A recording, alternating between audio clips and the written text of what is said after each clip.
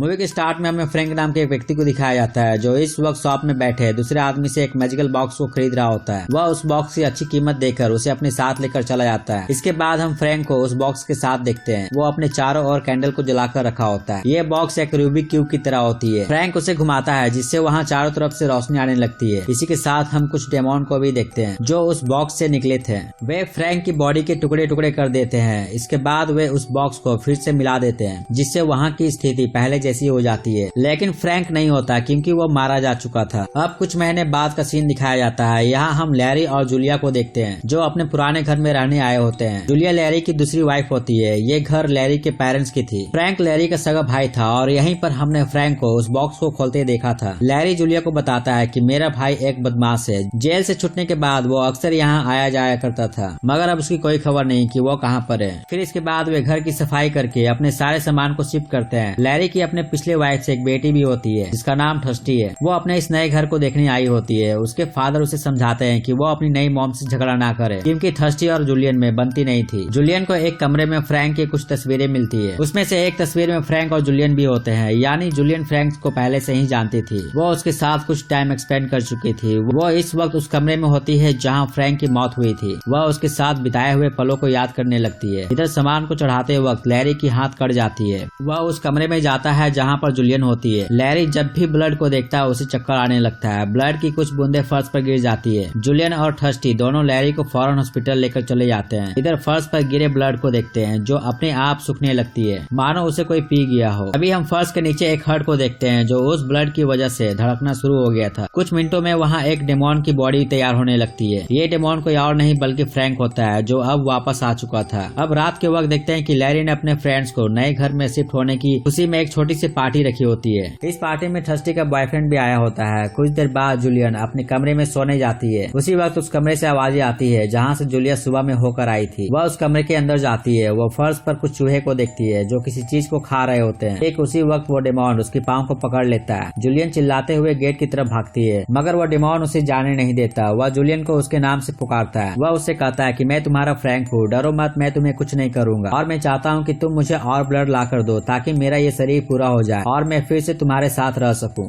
उसी वक्त थर्स्टी ऊपर के कमरे में आ रही होती है। वह जूलियन को सामने खड़ी देखती है। इससे पहले वह उससे कुछ पूछ पाती कि उसका बॉयफ्रेंड उसे लेकर चला जाता है। थर्स्टी अपने घर में रहना पसंद नहीं करती थी इसलिए वह अपने हॉस्टल में जा रही होती है। रास्ते में थर्स्टी को एक आदमी दिखता है जो उसे घूर रहा होता है। खैर वह उसे इग्नोर करके चली जाती है। अब रात के दौरान नींद में थर्स्टी को काफी बुरे सपने आने लगती है। उसका बॉयफ्रेंड वहीं पर होता है। इधर जूलियन फ्रैंक के साथ बिताए हुए पलों को याद करती है जिसके बाद वो डिसाइड करती है कि वो फ्रैंक को फिर से पाकर रहेगी। अगली सुबह वो एक कॉफी शॉप में जाती है जहाँ उसे एक आदमी मिलता है जो उसे फ्लर्ट करने की कोशिश कर रहा होता है। जूलिया उस आदमी को अपने घर लेकर चली आती है। लैरी इस वक्त अपने ड्यूटी पर होता है। वह उसे ऊपर वाले कमरे में लेकर जाती है जहाँ पर फ्रैंक होता है। इस आदमी को ये कमरा थोड़ा अजीब लगता है क्योंकि यहाँ पर ना ही कोई बेड था और ना कोई सामान। उसी वक्त जूलिया एक हैमर से उस पर अटैक कर उसे मार देती है और कमरे के बाहर चली जाती है जिसके बाद फ्रैंक अपना काम करने लगता है। जब जूलिया वापस आकर देखती है तो उस आदमी का बहुत ही बुरा हाल हो चुका होता है। यहाँ पर हम फ्रैंक को भी देखते हैं जिसकी अब आधी बॉडी कंप्लीट हो गई होती है। उसे अपने बॉडी को पूरा करने के लिए और भी लोगों की जरूरत होती है। दूसरी ओर हम थर्स्टी को देखते हैं जो पेट के शॉप में काम कर रही होती है। उसका ये पार्ट टाइम जॉब होता है। यहाँ फिर से उसे वही आदमी दिखता है जिसे उसने पिछली रात को देखा था। वह बॉक्स से कीड़ों को निकाल कर खा रहा होता है। उसी वक्त थर्स्टी का बॉयफ्रेंड वहाँ चला आता है। वो आदमी उसी पल उनकी नजरों से गायब हो जाता है। इधर जूलिया एक और आदमी को अपना शिकार बनाती है जिससे फ्रैंक का शरीर लगभग पूरा हो जाता है। जूलिया फ्रैंक से उस इवेंट के बारे में पूछती है जिससे उसकी मौत हुई थी। फ्रैंक उसे वही मैजिकल बॉक्स को दिखाता है और कहता है कि मैं इसी बॉक्स की वजह से मारा गया था। ये बॉक्स स्वर्ग और नर्क के दरवाजे को खोलता है। मैं जीते जी स्वर्ग का भोग भोगना चाहता था लेकिन मैंने बदकिस्मती से नर्क का दरवाजा खोल दिया जिसके बाद सेनोबाइट्स आकर मेरे टुकड़े टुकड़े कर डाले। उसी वक्त लैरी घर पर चला आता है। जूलिया उस डेड बॉडी को दूसरे कमरे में छिपा देती है और वॉशरूम में चली जाती है। जब लैरी ऊपर आता है तो वह बहाना बना देती है कि उसका तबीयत इस वक्त ठीक नहीं। अब रात के वक्त लैरी और जूलिया बैठकर टीवी देख रहे होते हैं। ठीक उसी वक्त ऊपर के कमरे से आवाजें आती है। लैरी उठकर ऊपर देखने जा रहा होता है। जूलियन उसे ऊपर जाने से काफी रोकती है मगर लैरी बिना देखने मानने वाला नहीं था। वह उस कमरे में जाता है जहाँ पर फ्रैंक था लेकिन वो इस वक्त उस कमरे में नहीं होता। इसके बाद लैरी जूलियन को लेकर अपने कमरे में चला जाता है और उसके साथ इंटरकोर्स करने की कोशिश करता है। फ्रैंक भी इसी कमरे में ही होता है। जूलियन उसे देख लेती है। वह उससे लैरी को मारने से मना करती है जिसके बाद वो अपने कमरे में चला जाता है। फ्रैंक जूलियन से कहता है कि मुझे और लोग ला कर दो। अगले दिन जूलियन एक और आदमी को अपने जाल में फंसा कर लाती है